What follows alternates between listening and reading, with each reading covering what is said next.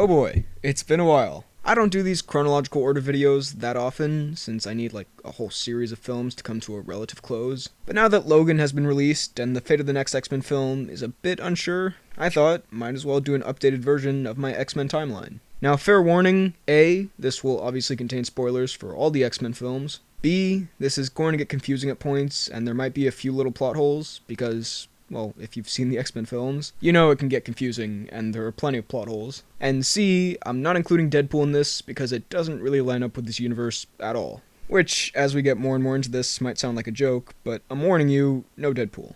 Alright, with all that said, let's dive into it. So our story begins at some unspecified point before 3600 BC, when the first mutant is born, who gets the nickname Apocalypse. He's got some pretty vague powers, but basically he's extremely powerful. And over the centuries, or potentially millennia, he has passed on his power from body to body as his current body gets too old to do all this apocalypsing. He's responsible for many phenomena of the human race, but the main one we see is that at some point in time in ancient Egypt, he helps construct the Pyramid of Giza, and the ancient Egyptians worship him like a god. However, in 3600 BC, during his latest transference of power to a new body, a few of his worshippers betray him and try to murder him. His 4 horsemen, basically his 4 glorified bodyguards, manage to save his life, but at the cost of him being trapped under a ton of rock for a long time.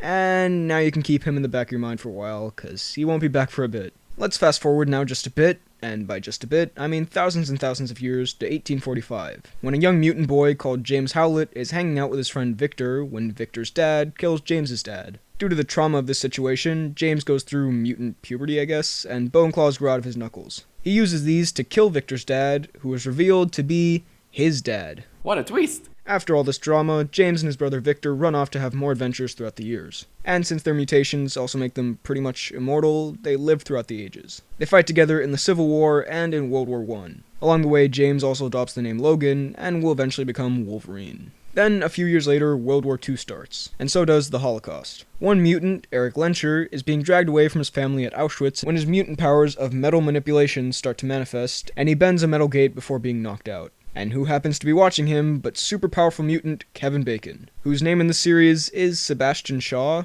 but who I will refer to as Kevin Bacon for the rest of this video. He tries to get Eric to use his powers again, but it doesn't work, so he shoots Eric's mom, and voila, problem solved. At the same time as this happening, in Westchester, New York, a young boy with telepathic mutant powers called Charles Xavier catches a young mutant who can transform into other people, called Raven, better known as Mystique, trying to steal food from his house. Instead of calling the police, though, Charles and Mystique become good friends that night. Meanwhile, Logan and Victor, who is now known as Sabretooth, are still off fighting in wars, this time taking part in the D-Day invasion. At some point after this, Logan decides to move across to Japan, and he's there just in time for the Nagasaki nuclear bombing. He saves some random guy's life during it, a guy called Yoshida, who is going to be a somebody one day, and Yoshida gives Logan a sword as a sign of his appreciation. Now, over the next several years, Mystique lives with her new best friend Charles, and she grows up basically as his sister in his huge mansion. All the while, across the ocean, Eric's kept and tortured by Kevin Bacon for many years until he manages to escape and goes out into the world, eventually starting a revenge plan to kill his torturer.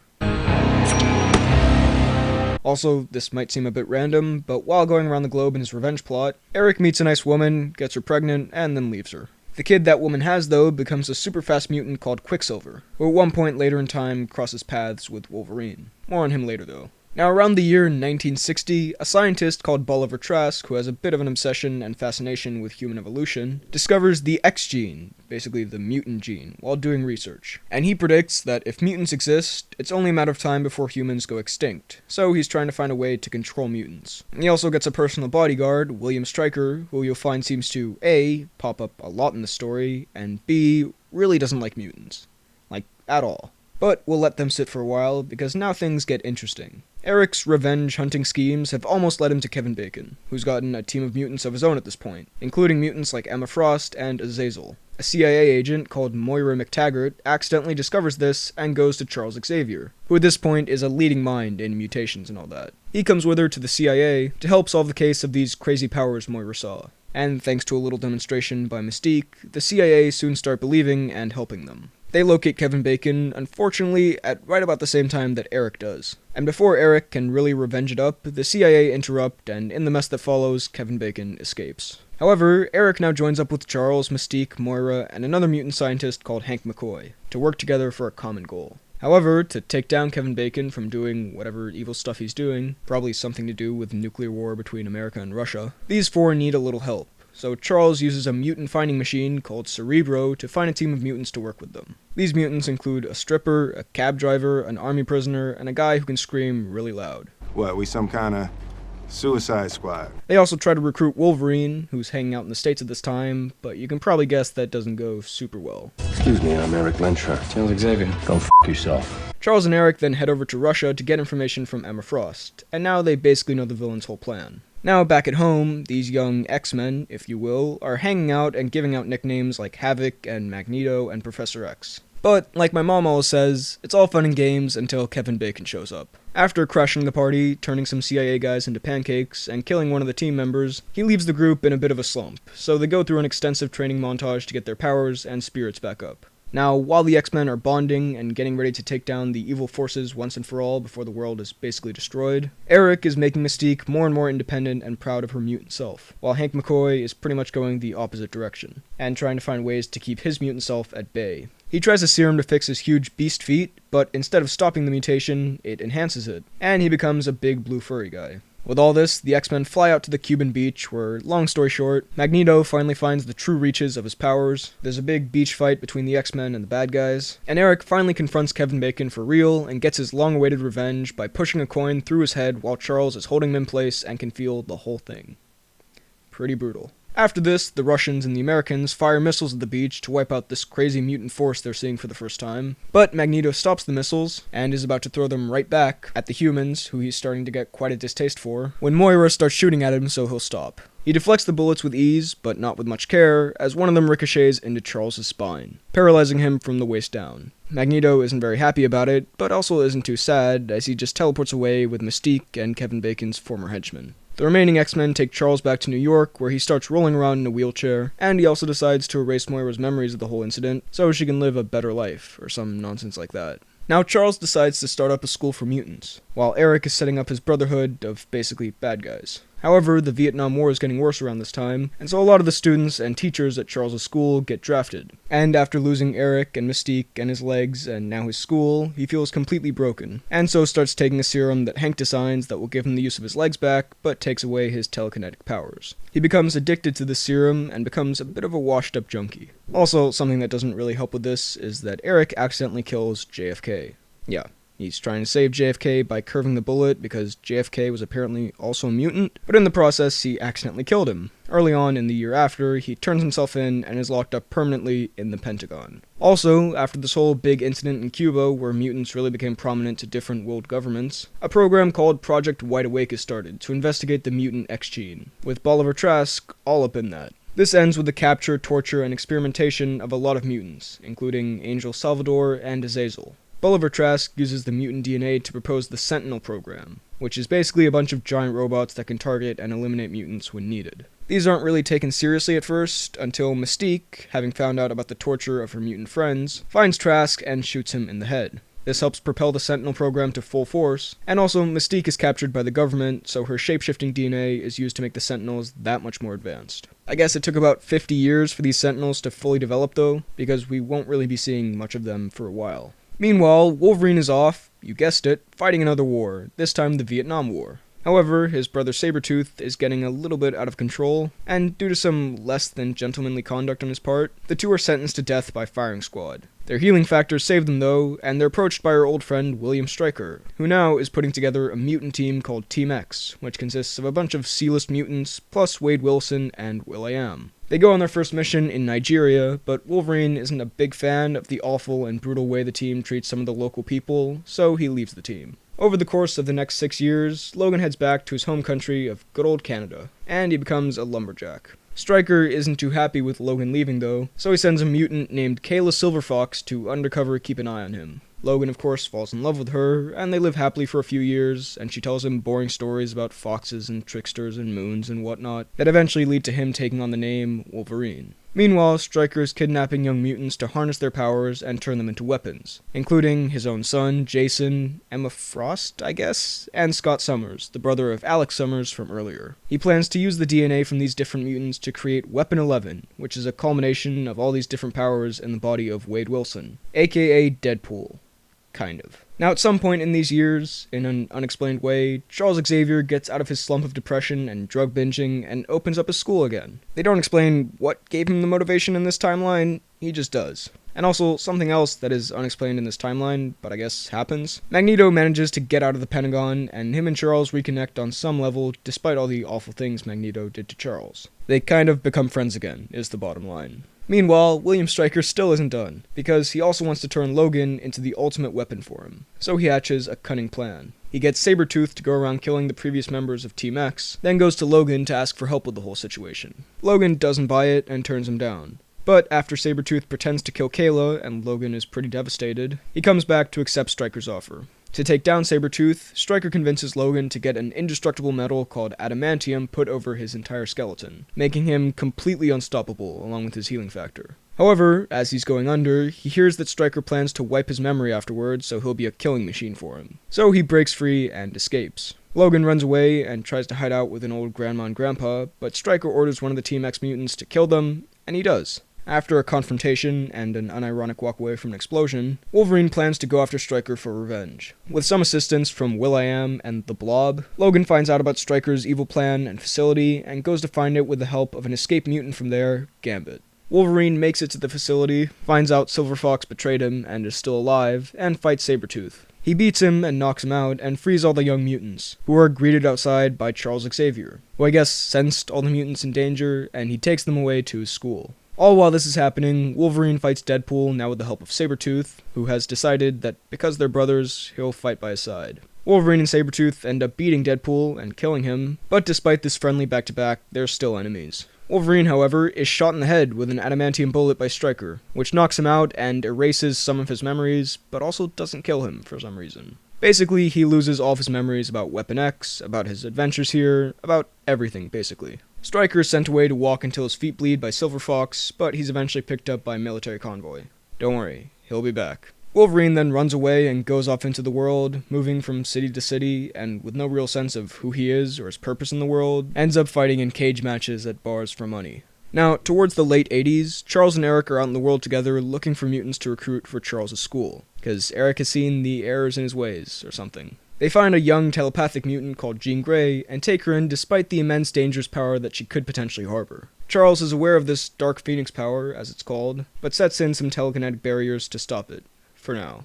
However, over the next 15 years or so, Charles and Eric have another falling out. I guess Eric goes back on seeing the error in his ways, and he believes mutants should be ruling over humans. So while Charles is running his school quite successfully, Eric is forming his evil brotherhood of mutants. He even recruits Sabretooth. Now, mutants are still kind of feared by the general public. Remember, those Sentinels are still low-key in mass production. And now the government wants to introduce a registration act for all mutants to register with the government. Eric is obviously not a big fan of this idea, and at a big conference near the Statue of Liberty, he plans to send out a signal that will turn all the big supporters of this act into mutants themselves, so they can't really pass the act. While all this is going down, a girl called Marie, also known as Rogue, runs away from home after her mutation starts to develop, and she's freaking out about it. On her travels, she finds Wolverine, cage fighting. She hitches a ride with him, and they almost kind of start to bond. However, Magneto needs Rogue for his big grand plan, and so he sends Sabretooth out to capture her. Sabretooth and Wolverine have a bit of a fight once again, but Scott Summers, aka Cyclops, and a new X-Man, Storm, show up and save the day, taking Wolverine and Rogue back to Xavier's school, where Charles fills him in on all this stuff. While he's getting kind of settled into this new environment and kind of starts hitting on Jean Grey, to Cyclops' dismay, Magneto is busy getting his plan together.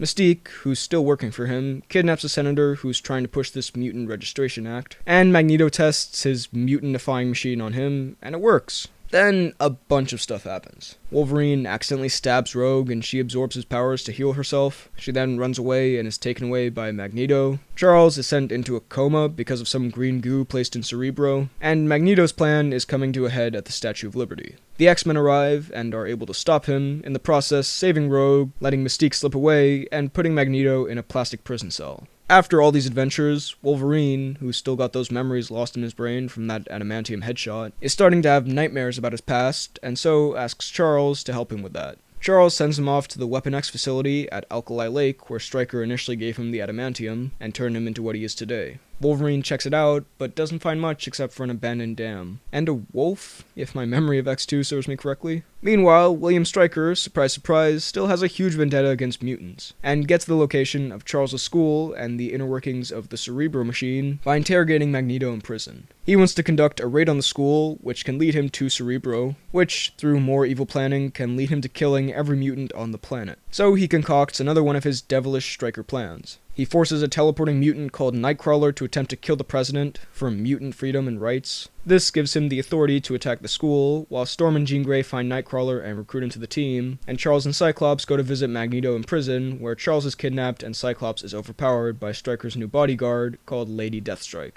Stryker's raid on the school happens, and he confronts Wolverine, who's starting to get more glimpses of his past. But him, Rogue, and two other students called Bobby and Pyro manage to escape, while most of the other mutants are kidnapped. Charles is held captive by Stryker, and Stryker brings out his own mutant son to manipulate Charles' mind into doing what he wants him to do, that being mainly killing all the mutants in the world. Wolverine and the gang hang out at Bobby's parents' house, but the cops soon show up and things go a little sour. The four of them are picked up by Jean, Storm, and Nightcrawler, and all of them soon meet up with Magneto, who managed to escape from his prison with a little help from Mystique and a little too much iron in the blood.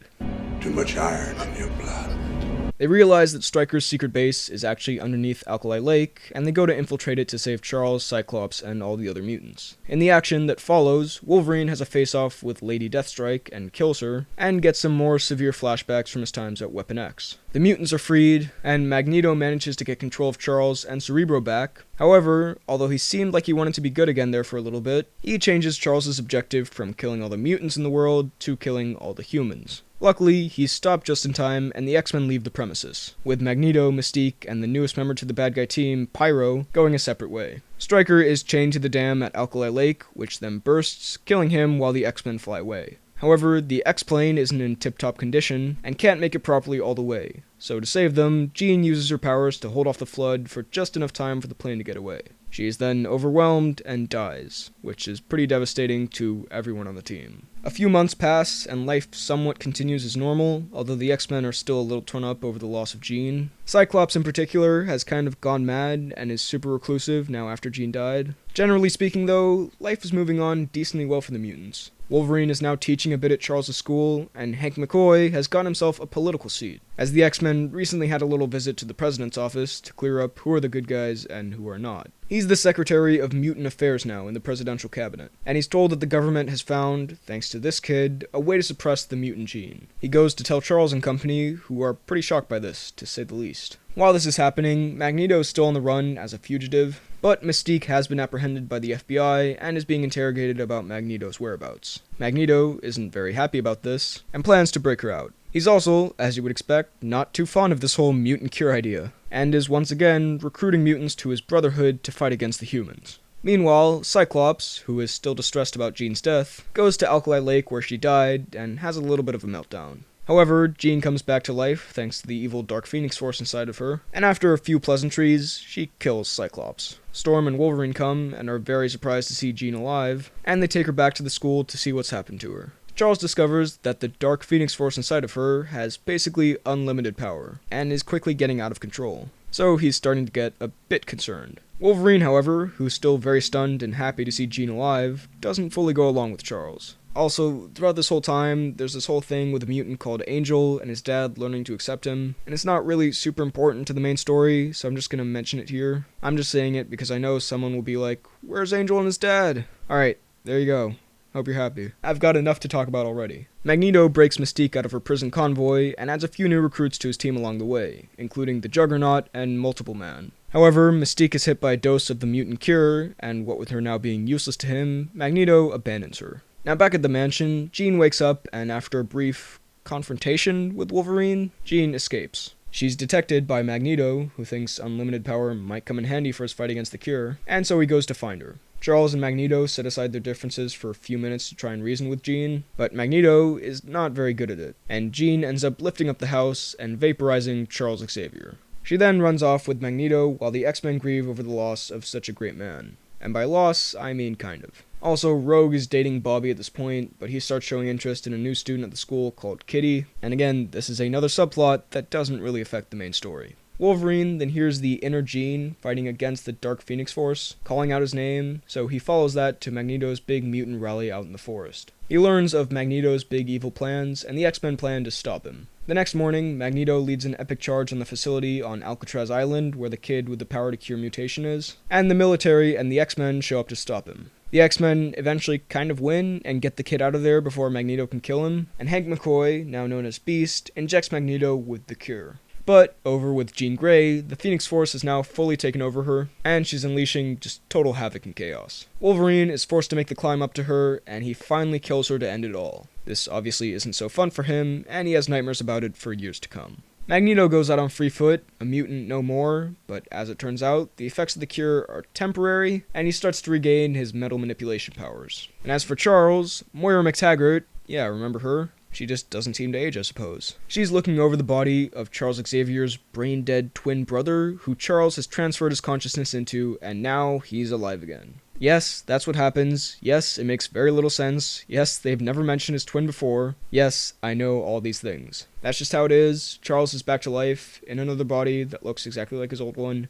Deal with it. After all this, the Sentinel Program is still getting produced, and is now in its final stage of development, almost ready to be initiated. Now Wolverine decides to retire from X-Manning, and goes to live in the Canadian wild with his guilt over killing Jean Grey. However, it's not too long until Yoshida, the guy he saved in World War II, sends his assistant Yukio to go get Wolverine so he can thank him for saving his life. But really, he wants Wolverine to come over so he can ask him if he can take his healing factor so he doesn't have to die. Wolverine flies out to Japan and declines giving up his healing factor to Yoshida, and the next day, Yoshida fakes his own death and goes into hiding, building a giant samurai suit to fight and live in. During the night, Viper, Yoshida's poisonous and mutant associate, puts this matrixy spider bot inside Wolverine that slows down his healing factor considerably. The next day, at Yoshida's funeral, Wolverine gets in a bit of a scuffle and discovers he's not healing. He starts basically becoming the bodyguard for Mariko, Yoshida's granddaughter. After another little friendly joust on a bullet train,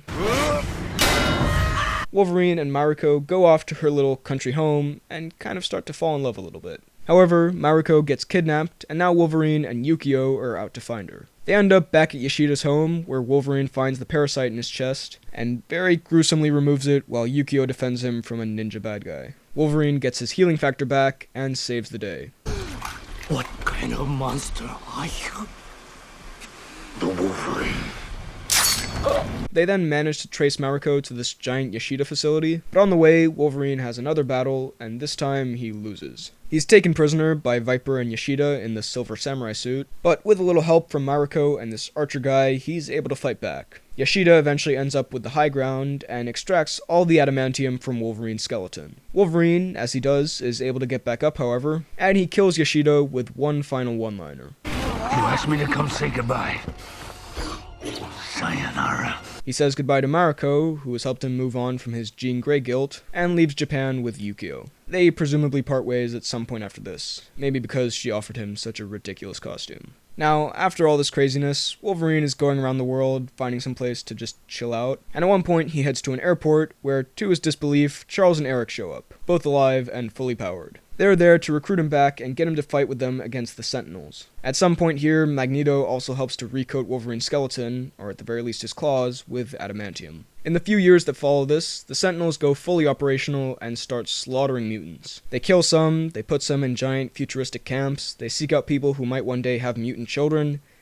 It's just really bad. The world has basically turned into the Terminator future, for mutants. A select group of X-Men are able to move from location to location, as Kitty Pryde is able to send one of them back in time a few days before an attack happens, so they're always one step ahead. However, they start losing ground and soon come to their final safe house. Here, with nowhere left to run, they plan to send someone back in time to 1973 to stop Mystique from killing Bolivar Trask in the first place, which is what really gave the Sentinel Program that boost to actuality. They decide on sending Wolverine back in time, as his healing factor would stop him from being torn apart by the whole process. So, Kitty Pryde holds Wolverine in suspension as he goes back to the 70s to try and save the day, while the Sentinels come and attack. The remaining X-Men put up their last fight until they're all murdered one by one. Every last mutant is killed, and that's the end. of this timeline. So now we start a new timeline. Basically, if this is the old X-Men timeline, Wolverine going back in time more or less went over here, back to 1973. So everything that I've talked about that happened pre-1973 still happened here, but now things change going forward. So Wolverine goes back to 1973 and meets up with a younger and much more washed up Charles Xavier and a younger Hank McCoy, and explains to them that they have to stop Mystique from killing Bolivar Trask and this whole Sentinel thing from starting. So with the help of that previous acquaintance of Wolverine's, Quicksilver, they manage to break out Eric from the Pentagon and they go on their way to find Mystique. Although there are some bumps along the way, they do manage to stop Mystique from killing Trask. However, because of a little bullet that Eric just couldn't not fire, Trask still has Mystique's blood, and so the Sentinel program is continued. At this point, Eric has gotten kinda pissed about the whole situation, and so he runs off and takes control of the Sentinels by placing metal bars in them. Charles is feeling really down on his luck at this point, but thanks to some vague mind tricks with Wolverine, he's able to get a pep talk from old Charles. After realizing that Mystique is going to Washington, D.C. to try and kill Trask again at the big Sentinel unveiling by the White House, Charles, Logan, and Hank head over there. Magneto also comes along, brings a football stadium with him, and turns the Sentinels on the president. In the fight that follows, Charles is kind of incapacitated, Wolverine has metal bars put in him, and is put out to drown, and Eric prepares to kill President Nixon and all of his men. However, Mystique, disguised as Nixon, stops Magneto just in time, and decides in the end to not kill Trask. She walks off into the sunset and starts her new mission to find and help mutants who are being abused around the world. Eric flies off, a wanted man now, and eventually somehow makes his way to Poland, where he finds a wife, has a kid, and settles down under a new identity working in a big metal containers holding lava kind of job. Charles, having found new hope after these adventures, shaves his beard and opens up a school for mutants once again, and students come pouring in once more. Also, Wolverine is picked out of the water by Mystique disguised as William Stryker, but she just sends him to the Weapon X program as usual. Here they do the adamantium put in the body thing, and he's kept as a living weapon, blah blah blah, that part doesn't really change. After all this, mutants are accepted into society for the most part, and things are going pretty swimmingly for the X-Men for about 10 years. New mutants, including Jean Grey and Jubilee, join the school, but then, in 1983, while doing some investigation into mutant cult worshippers, Moira McTaggart, yeah, remember her? Again? She's back, and she witnesses a group of people attempting and actually succeeding in awakening the original mutant Apocalypse from his slumber. That's right, he's finally back. The awakening of Apocalypse sends shockwaves around the world, literally, and in a roundabout way, this leads to Eric getting exposed as Magneto. The local police confront him and accidentally kill his wife and kid in the process, which means they all get necklaced super hard. While all this is happening, Mystique helps out a younger Nightcrawler, a young Cyclops starts at Xavier's school after his mutations start to develop, Charles and Alex Summers, aka Havoc, who's back in this, go to meet Moira and discuss Apocalypse, and Apocalypse starts gathering his 4 horsemen for the modern times. He puts together a crack team of Young Storm, Psylocke, Young Angel, and Magneto, the last of which getting to destroy Auschwitz along the way. So that's fun. Now, while looking for Eric using Cerebro, Charles accidentally lets Apocalypse into his head, and he gets rid of all the nuclear weapons around the world. After this, Apocalypse shows up at the mansion with his gang, and they kidnap Charles. And Alex Summers, being the genius that he is, sets off a massive explosion at the X-Mansion. Luckily, Quicksilver, who's there to confront Magneto about him being his dad, manages to save everyone.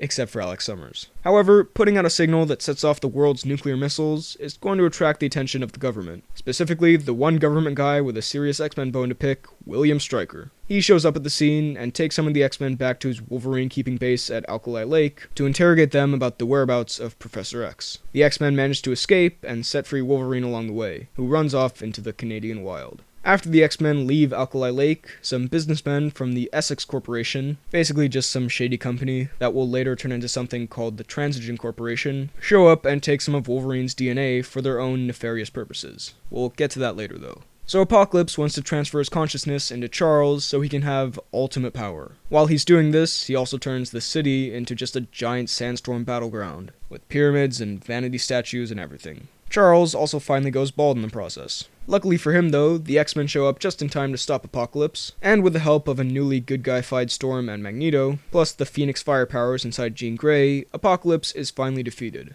Xavier's school is rebuilt with the help of the X-Men, and he starts not just teaching the children Old English poetry, as he always seems to be doing, but also starts teaching a few select students, namely Quicksilver, Storm, Nightcrawler, Cyclops, and Jean Grey, how to fight and become X-Men, with the help of Mystique. He also makes everything good with Eric, who, despite being presumably still a wanted fugitive, who probably also helped kill millions of people, just wanders off on his way. Now, for about 30 years, I'm gonna go ahead and assume that everything was pretty great for this new X-Men team. They probably had some funnish adventures, none of them died, some new X-Men joined, and because of all the events of the past decades, mutants aren't hated and are more accepted into society. And everything's pretty great. Wolverine even ends up coming across the X-Men team again, somehow, and ends up actually becoming a teacher at Charles' school. One day, in 2023, Wolverine wakes up and remembers all the crazy time travel adventures of the past, that I guess due to some time travel side effect, he'd kind of forgotten up until this point. He walks around the school with his buddies Jean and Scott, and Charles explains to him everything that has happened since 1973. Generally, everything ends pretty amazingly for the mutants. And now, things get complicated. Like, really annoyingly complicated. And the annoying thing is, this would be pretty simple if not for one line of dialogue from the film Logan. Take that one line out, and right now I would be saying, and then all the mutants died, and yada yada road trip, and yada yada dead Charles and dead Logan, yada yada the end. But in Logan, referencing mutants, Logan himself says, Charles, hasn't been a new one born in 25 years. Which, the events of Logan happen in 2029, only 6 years after the future parts of Days of Future Past. So, how does that work? Well, there are a few theories out there, but I'm gonna say that Logan takes place in an alternate timeline. That's right, we're adding a third timeline to this, because that's what this video needed. And before I explain this, I want to give credit to Nick Mason of the Weekly Planet podcast for thinking of this. I'll link that below. I just think this is a really good theory. In this third alternate timeline, the only real X-Men film plot that still exists is X-Men 1. Because in Logan, they reference Wolverine being found in a cage match and a fight on the Statue of Liberty, so X-Men 1 definitely happened here. That would also be about 25 years before the plot of Logan. And then, following that one X-Men adventure, none of the other X-Men film plots actually happened, but those plots were made up and written about in X-Men comic books, which very clearly exist in the Logan universe. The X-Men kind of become these legendary figures, and they're living in Charles' school until Dr. Xander Rice of the Transigen Corporation, newish name and newish company late in the game, I know, I'm sorry, so just know that they're bad. They make a virus to wipe out mutants so they can develop their own mutants and use them as weapons. Also, Wolverine killed Dr. Rice's dad somewhere in this mayhem, so he already has kind of a grudge against him. They start growing their own mutant children using the DNA from other mutants, including the DNA they took from the Weapon X program back in the 80s. Around this time as well, Charles Xavier's brain starts to deteriorate, and he starts having very dangerous seizures, one in particular, in around 2023, that kills a lot of people and several X-Men. After this, Wolverine becomes a chauffeur and starts driving around pretty much whoever will pay him, and he gets another mutant called Caliban to help him care for slowly dying Charles Xavier on the Mexican border. However, a little while later, the Transigen Corporation start developing other weapons, including X-24, a direct clone of Wolverine, and these new weapons are so effective that they decide the child mutants are no longer useful and they want to kill them. A few good employees there, including a woman named Gabriella, manage to sneak a few of the kid mutants out before they can be killed, and Gabriella takes home with her Laura, also known as X-23, the child made from Wolverine's DNA. She seeks out Logan's help in taking the child to a safe meetup spot she read about in a comic book called Eden, but Logan's already not having a great time since now his healing factor is weakened, and the adamantium in his body is slowly poisoning him, so he's not really in the mood for any more adventures. So he doesn't help Gabriella at the start. However, after Donald Pierce, the part-time head of security for Transigen and full-time robot arm-having douchebag, comes looking for Laura and murders Gabriella, Logan decides to take Laura in and goes on the road with her and Charles. They drive towards Eden in North Dakota with Pierce and his gang of Reavers on their tail, and they make a few pit stops along the way, including at one point a stop at a family home in someplace in the Midwest. Here the Reavers catch up to them, and the X-24 clone of Wolverine murders Charles Xavier and the hospitable family there, while Logan and Laura barely escape.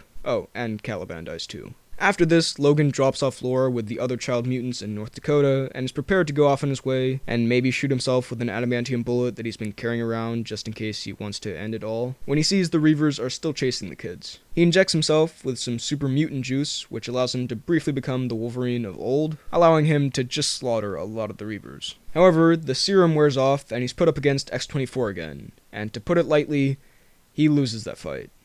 Badly. He is mortally wounded, right before Laura manages to shoot X-24 with that adamantium bullet and blow half his skull off. The other child mutants also manage to kill enough of the Reavers to stay safe. Logan then finally dies in his kind of daughter's arms, and he's buried near the Canadian wilderness where he'd previously spent so much time. Then Laura and the new young mutants run off to safety and Canada, and their fate is up to your imagination, for now.